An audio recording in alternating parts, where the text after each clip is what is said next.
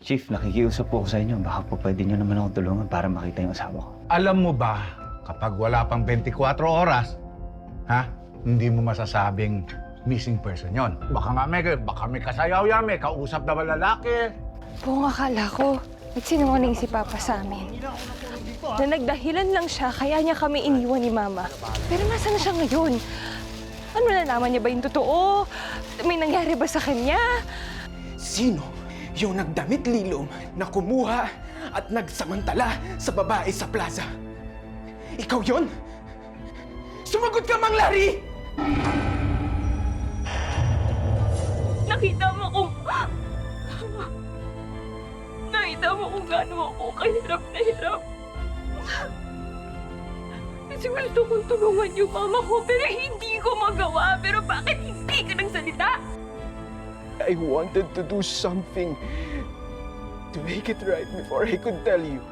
Baka sakaling mapatawad mo ako. I'm sorry. Hindi mo ko mahal. Hindi mo ko mahal, Ben. Ngayon, alam ko na kung bakit gustong-gusto mo bumalik dito. Kasi gusto mong linisin yung konsensya mo. Alam mo, it doesn't make any sense, di ba? Sometimes I think to myself, bakit ba niya ako kinuha? Hindi ako titigil hanggang hindi lumalabas yung totoo. You want to know, mapaparusahan ba yung taong kumuha sa akin? Yung taong kumuha sa nanay mo? The answer is yes, LJ. The person who did this will pay. Okay? Tita, si Direk Ben po. Lampa, ikaw na ba yan? Ha? Nung nawala ako sa fiesta ng Santa Castella, hindi ako nalilom. Kinuha ko na isang tao na kabihis na parang lilo. Pinagsamantalahan niya ako. Nirape niya ako.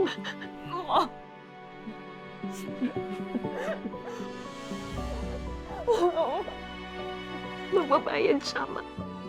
Magbabayad siya. Kawawa naman pala si Ben kung magpo-fold totally ang project. Direct Ben really wanted to solve the case na may kinalaman sa Lilong. But isn't it solved? Ano nangyari kay Mang Larry? Inatake daw sa puso. Hindi nila masabi kung nasan yung katawan niya. Ilabas niyo yung katawan niya. Kinuha na nga ng kamag-anak. At saka saan naman namin siya dadalhin? Mukhang morgue ba itong presento? Pinuntahan ko lahat ng ospital dito sa Santa Castella. Ni isa man sa kanila ay walang nakapagbigay sa akin ng impormasyon tungkol sa pagkamatay ni Mang Larry. Binigay sa akin to ni Nanay Norma. Pinamigay doon ni Mang Larry. Nasa larawan ng sagot? What does that even mean? Parang kilala ko yun ah. Si Mang Ang Larry?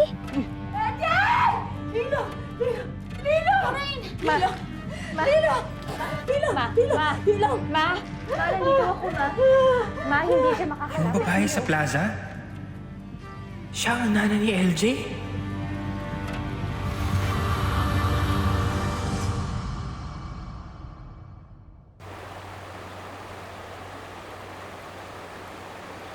Sensya ka na sa nangyari kanina, ha? Wala ka naman dapat ihingi na pasensya, LJ. Nagulat lang ako na Dahil dun sa nangyari sa kanya, hindi pa rin siya nakaka-recover dun sa trauma niya noon. what do you think happened to her?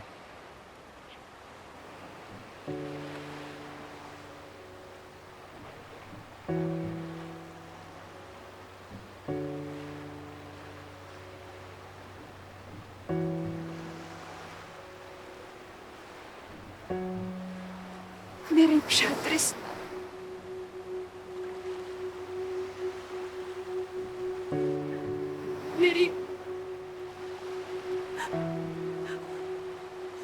Nirape siya ng tao. Hanggang ngayon, hindi ko pa rin kilala kung sino. At malakas yung pakiramdam ko na may alam si Mang Larry kaya siya pinatahimik.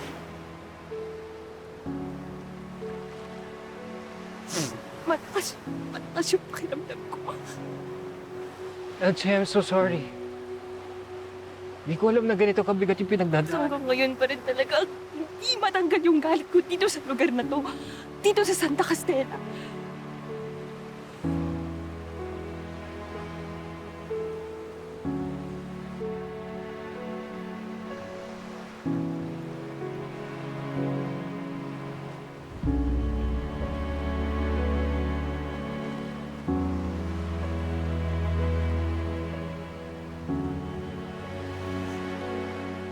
Ito yung pamilyang sinira ng Santa Castella. Buong akala namin ni Mama. Iniwan kami ni Papa, pero bumalik siya ng Santa Castella. Bumalik pala siya para malaman yung totoo.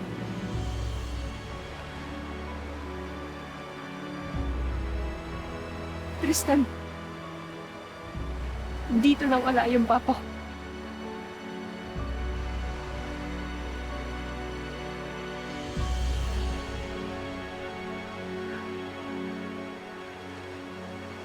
Kailangan ko tulungan yung Mama ko.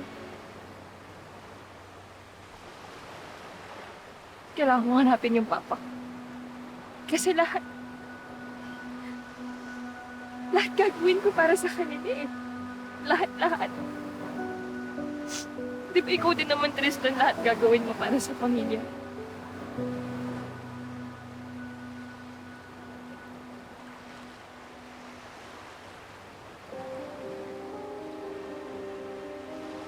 Alam ko lahat. Lahat ng mga pagkakamali mo. Lahat ginagawa mo para itama ang mga yun. Lahat ng mga paraan mo para lang makita ko na karapat-dapat kang pumalit sa akin. Alam ko lahat, Tristan. Hindi ako bulag. I just wanted you to be proud of me. That I'm your son. You are my son. Naniniwala ako sa'yo. Kung iniisip mo na hindi ko nakikita lahat ng mga paghihirap mo, nagkakamali ka. Because I am so proud of what you have become.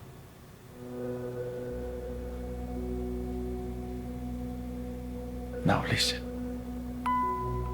I need your help. Would you do something for me? Of course, Dad. I'll do anything. I'll do anything for our legacy. I knew you had it in you. Now listen to me.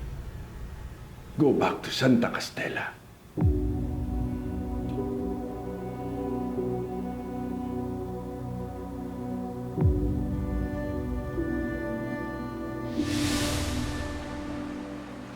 Protektahan mo ang pangalan ng mga dalapas.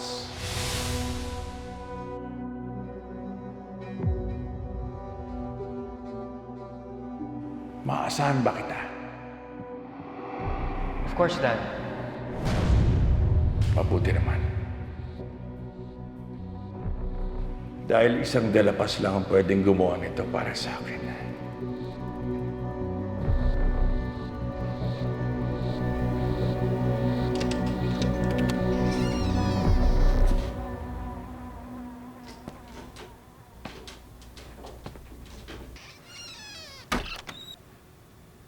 Sa loob ng lumang bahay, may sikreto. Hindi ito dapat malaman ng iba. Inside the library, there's a shelf.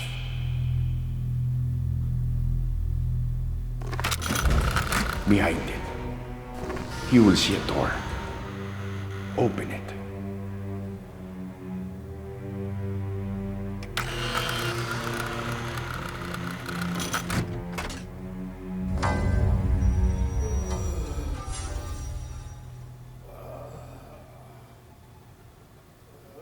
Get rid of what's inside.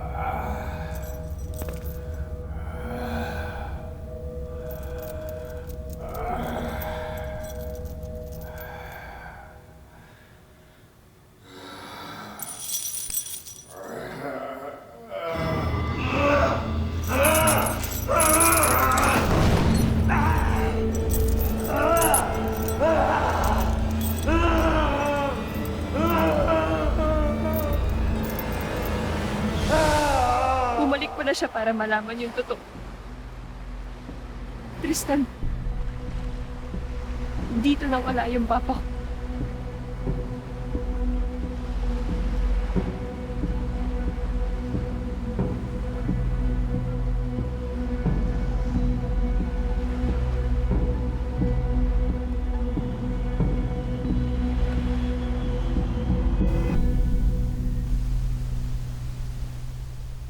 Yes po.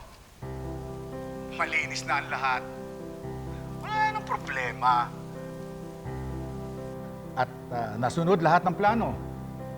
Si Larry. Yes po. Paalis na po ng Santa Castella. Now, you can relax. Oo. Maliit na bagay ito kumpara sa ginawa mo para sa akin. Alfie.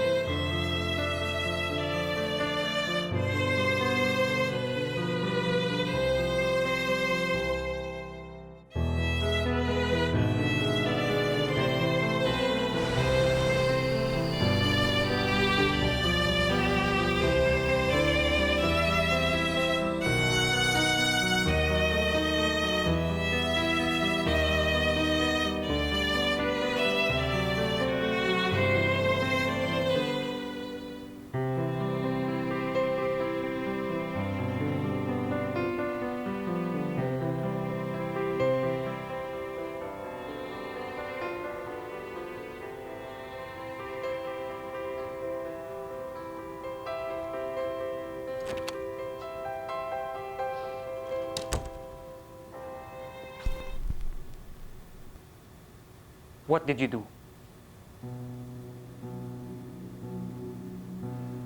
What are you doing? Bakit ka natakot nung nalaman mong nag-investigate sina Ben tungkol sa babae sa plaza? Asking stupid questions. Is this really your habit? Answer me! Sino yung babaeng sa plaza? Anong kinalaman mo sa kanya?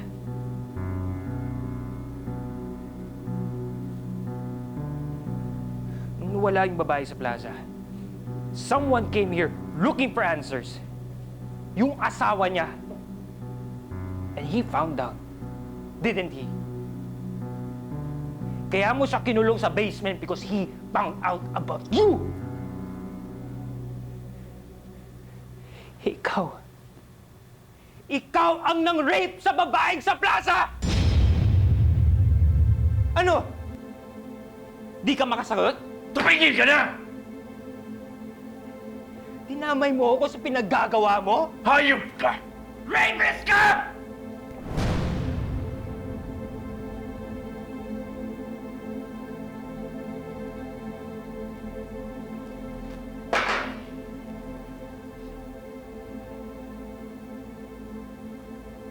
So you know Lorraine.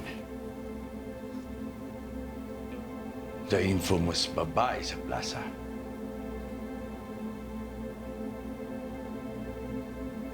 I didn't rape her, Tristan. That woman, she asked for it. You're a psycho. That woman is suffering because of what you did. You know the worst part about that? Nanay siya ng babaeng mahal ko. At sino naman ang babaeng yan? And now, you're choosing her over your own father. Makakaya mong isakripisyo ang pangalan ng mga dalapas para lang sa isang babae? Sinira mo yung pamilya niya. Kaya sisirain mo rin ang pamilya natin. Kung sa bagay, kailan mo ba pangangatawanan ang pagiging isang dalapas mo? I asked for your help. Para gawin ang isang bagay na dapat matagal mo nang ginawa mula nang dumating dito sila Ben sa Santa Castella. Pero anong ginawa mo? Kumuha ka ng sarili mong plano. What kind of a monster are you? Monster!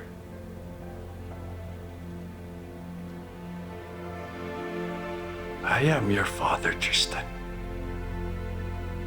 And that makes you a monster as well. Baka nakakalimutan mo, may kasalanan ka rin. Simple lang ang pinagawa ko sa'yo, pero anong ginawa mo? Tell me. What did you do to that sweet, innocent girl?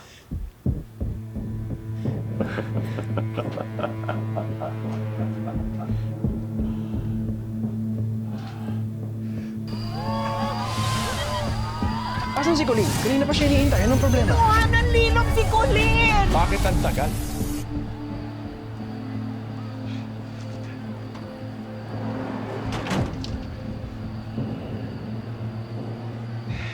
Bakit mo ito tinuloy? Hindi pa sinabi ko sa'yo. Ito na lang ang alam kong pwedeng gawin para umalis na sila. Hindi nila pwede malaman kung ano ang nasa loob ng bahay. Paano siya nakatulog ng ganyan? Ano ba ginawa mo? Saan natin siya pwedeng dalhin? Ako na bahala. Pakawalan mo rin siya pag nakaalis na sila. At itapon mo to. Akin to, pinasuot to ni Miss Patty kay Colleen bago siya mawala. Nagpunta rito si Colleen? Ben! Look, scarf to ni LJ. Pinasuot to kay Colleen nung shoot namin. She was here.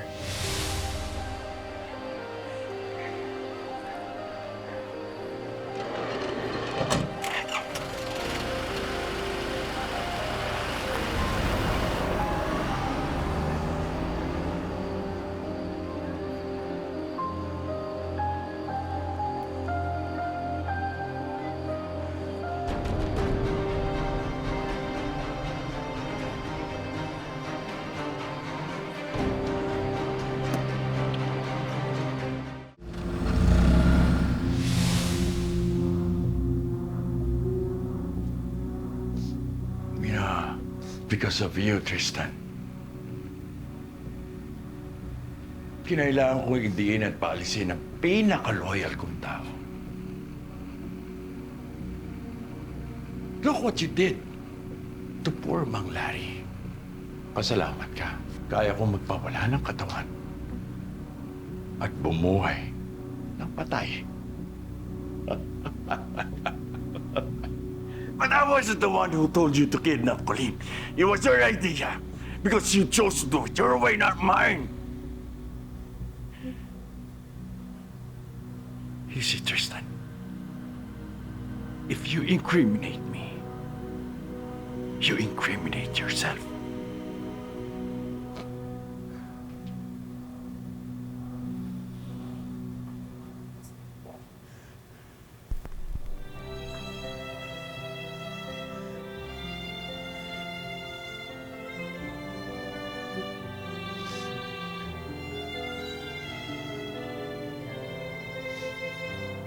You're in too deep, Tristan.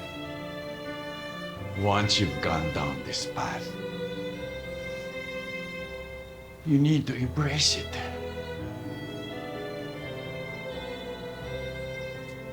Pero believe din ako sa'yo, anak. You're just like me. More than you realize. Kaya mong gawin kung ano man ang nararapat na gawin.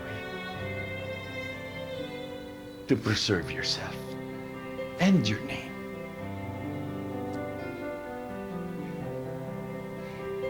My son, finish it.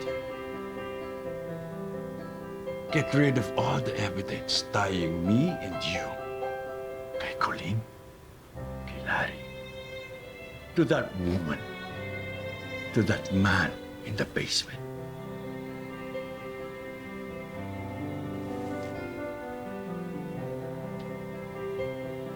You have to finish it, son. Finish it.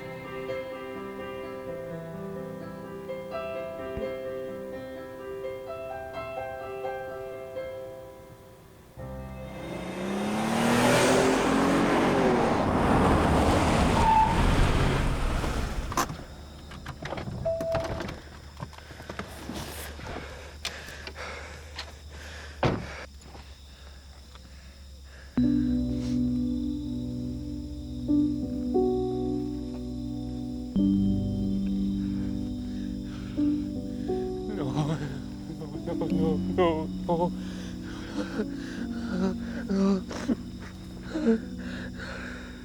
are more like me. More than you realize.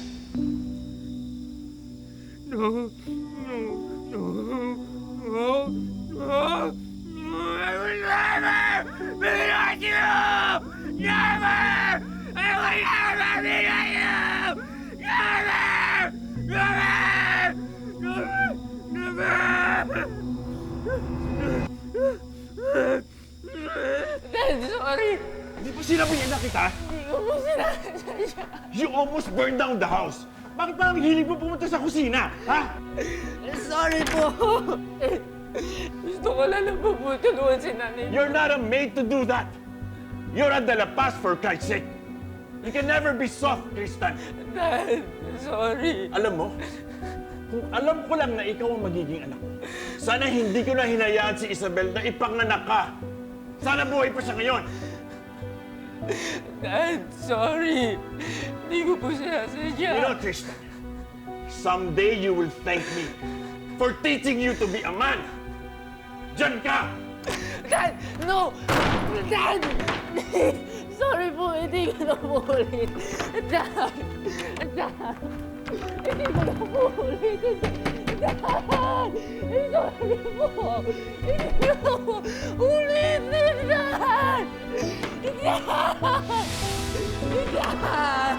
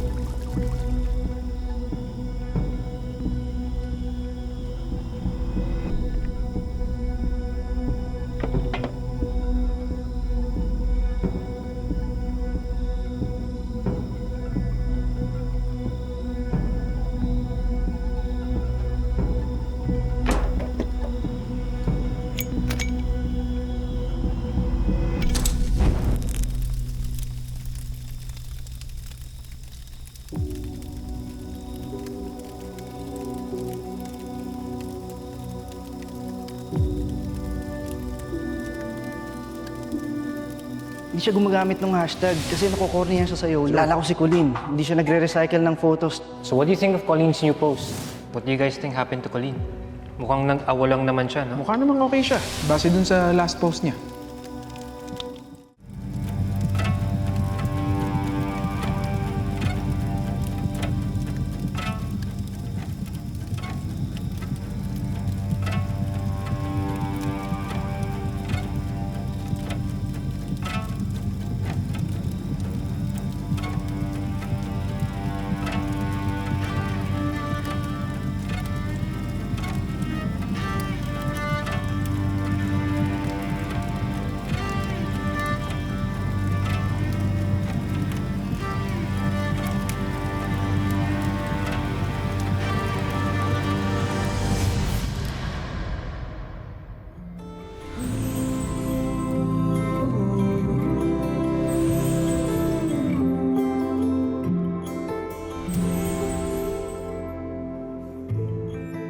Wherever you are, I'd go that far. Bakit siya nagsusunog ng cellphone? Hindi ako lamang sa'yo. Hindi ko rin siya inaangkin. Pero mahal ko siya. Kung yun ang gusto mong marinig. You don't need to protect her from me. Kasi mas mahal ko siya.